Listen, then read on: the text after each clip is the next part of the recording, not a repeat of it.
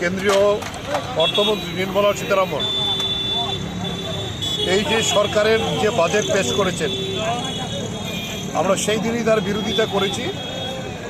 এই বাজেটে সবচেয়ে বড় যে ধাক্কা দিয়েছে, আঘাত দিয়েছে, সেইটা হয়েছে আমাদের যে লিখিতভাবে আমাদের কাছে গ্যারান্টি দিয়েছিল 2021 সালে কেন্দ্রীয় তৎকালীন যে কৃষিমন্ত্রী, তার সচিব লিখিত দিয়েছিল আমাদের সঙ্গে বসে, ফসলের ন্যায্য দাম দেওয়ার যে এমএসপি, তার আইনে গ্যারান্টি আমাদের বাজেটে থাকবে এবং তার জন্য আইন প্রণয়ন করবে।